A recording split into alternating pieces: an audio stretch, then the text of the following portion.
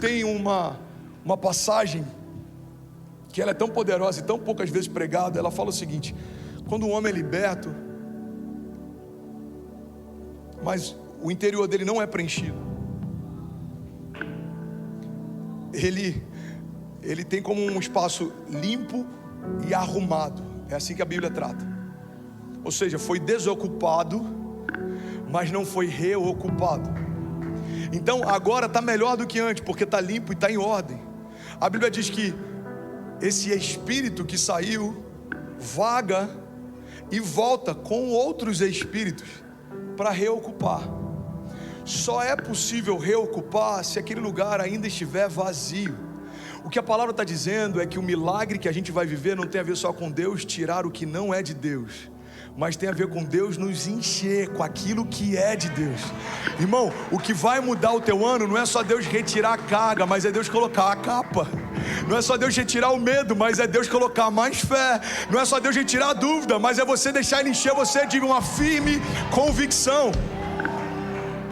Às vezes a gente está vindo para a igreja esperando só que a palavra, o pastor, o louvor, a presença nos esvazie do mal. Só que Deus não quer só esvaziar você do que não é dele, Ele quer encher você daquilo que é dele. Mais fé, mais ousadia, mais coragem, mais unção, mais alegria. A alegria do Senhor é a nossa força. Quando nos encontramos fracos, é aí que somos fortes. Faz sentido? O evangelho não pode parar no quantos querem viver o novo e o apelo de salvação. Isso é quando Deus esvazia, mas é a jornada que faz com que Deus me encha. Mais unção, a Bíblia diz que a unção despedaça o jugo. Mais fé, a Bíblia diz que a fé só vem por ouvir e ouvir a palavra de Deus. Mais alegria, a Bíblia diz que a alegria do Senhor é a minha força. Mais convicção, a Bíblia diz que tudo é possível ao que crê. A fé é capaz de mover montanhas. Hebreus 11 diz: ora, a fé é a certeza daquilo que esperamos e a prova das coisas que não vemos. Sabe o que eu acho maravilhoso? Vocês estão comigo? Já somos quase 7.000 famílias conectadas. Emirados Árabes Unidos, Moçambique e Brunei acabaram de conectar também. Você está ouvindo a palavra hoje com famílias da Grécia, Brunei, Emirados Árabes Unidos. Você sabe o que é isso, irmão? É a colheita dos últimos tempos. Deus está remindo o tempo, Deus está abrindo portas, porque está muito próximo. Eu creio que a gente pode estar vivendo o início do último avivamento, até que Jesus venha. Você quer fazer parte disso? Você pode dizer: obrigado, Jesus, por me plantar no centro do seu coração, para viver o maior romper da minha história. Quem diria, irmão, 7.000 famílias, talvez 14.000 pessoas, debaixo do mesmo temor e ouvindo o poder do mesmo nome. Que eu queria compartilhar com vocês que a gente tem que ter esse entendimento para a gente não confundir provações que Deus permite com uma ausência de Deus. A gente tem que entender que no mesmo lugar que você vai ser provado, é nesse lugar que você vai ser promovido. Guarda isso. A mesma linguagem que Deus vai usar para cumprir a promessa, é nesse mesmo lugar que você vai viver o processo. Kezinha pregou algo que eu não sei nem se ela tem ciência do quão poderoso é a chave que Deus deu para ela quando ela estava pregando na quinta. Kezinha falou o seguinte: o tempo da promessa dura mais do que o tempo do processo. E eu parei para meditar nisso essa semana. Eu falei: cara, isso é muito poderoso. Irmão, olha para mim. O tempo que você vai viver a promessa vai durar muito mais do que o tempo que você viveu o processo. A gente pega a história de Davi. Davi foi tirado das malhadas, recebeu a unção como rei, mas só sentou no trono 18 anos depois. Olha para mim, não se distrai. Do dia que ele soube que seria rei, do dia que ele recebeu a unção de rei, até o dia em que ele se tornou rei, demorou 18 anos. Aí na nossa perspectiva, às vezes a gente fala: por que Deus está demorando? Porque um menino não vira rei da noite para o dia. Deus na verdade não está demorando, Ele só está esperando você ter condições de receber aquilo que Ele sempre quis te dar. Todo tempo de processo não é para Deus preparar a promessa, é para você ser preparado para ela. Você percebe que quando a dinâmica muda, eu não fico mais perguntando para Deus por que está demorando tanto. Eu começo a perguntar para Deus o que eu ainda não entendi para chegar lá.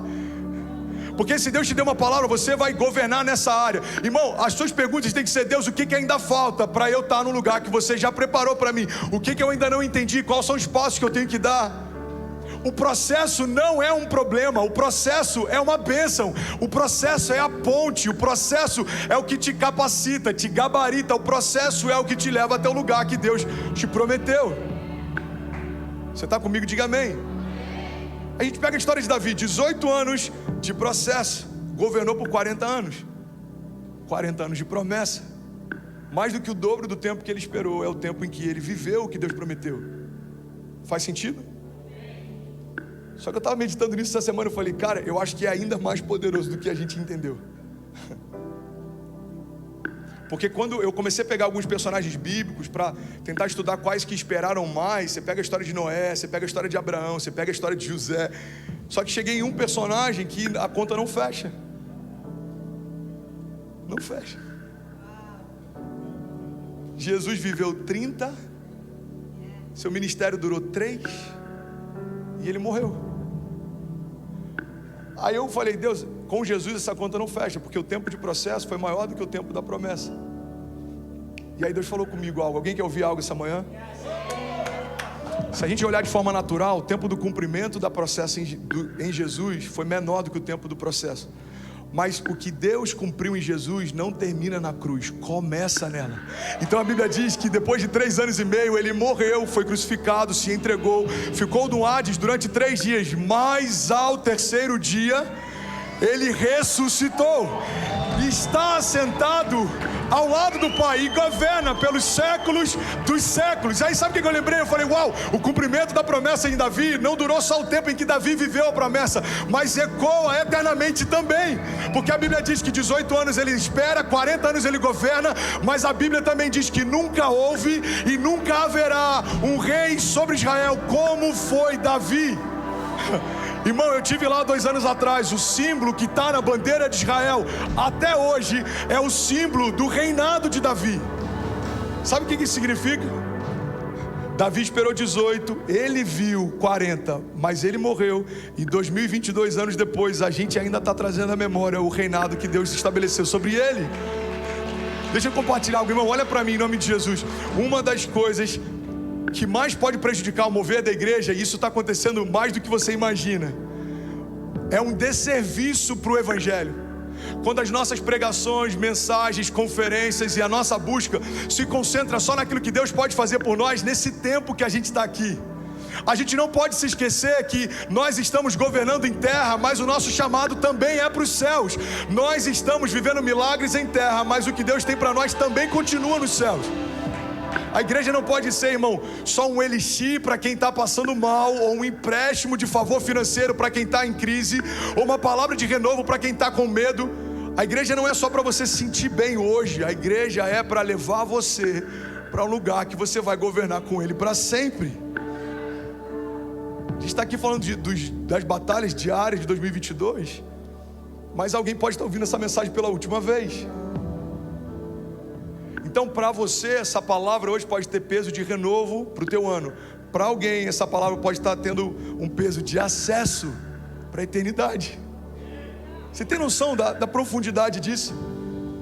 Uma das passagens que eu mais amo, já citei várias vezes, Deus nos reconciliou através do sacrifício físico de Jesus. Mas não só isso, nós não só fomos reconciliados com Deus, como recebemos dele também o ministério da reconciliação. Assim, todas as vezes que vocês disserem reconciliem-se com Deus, é como se o próprio Deus estivesse falando através de vocês. O que a palavra está dizendo é o seguinte: primeiro ele tocou você e trouxe a sua casa. Agora, quando você convidar outras casas, Deus vai falar através de você. Irmão, quando a gente entende isso, a gente começa a ter menos crise e comparação no ministério, por exemplo. Uau, Deus, tem 30 mil pessoas confirmadas na minha tour lá no Brasil. Tem cultos de quinta que a gente prega para 50. Que desafio ser uma igreja imigrante aqui na América. Tantos desafios que a gente enfrenta. Ei, filho, quando você entende que o que você está fazendo ecoa na eternidade, você não fica preso com números de hoje. O que você está fazendo não vai durar para hoje, vai durar para sempre. E aí, tudo bem? Você acabou agora de assistir um vídeo. Se você ainda não está inscrito, já se inscreve também no nosso canal, ativa esse sininho aqui embaixo de notificação e toda vez que eu fizer uma live ou estiver transmitindo uma mensagem ao vivo, você vai ser um dos primeiros a saber. Mas eu deixei mais 2 indicações aqui que eu espero que façam muito sentido para você. Então já aproveita e clica para assistir a próxima mensagem, beleza? Seja bem-vindo ao time de incendiários e eu espero de verdade que essas mensagens mudem a sua vida como elas têm mudado a minha também. Até a próxima. Valeu!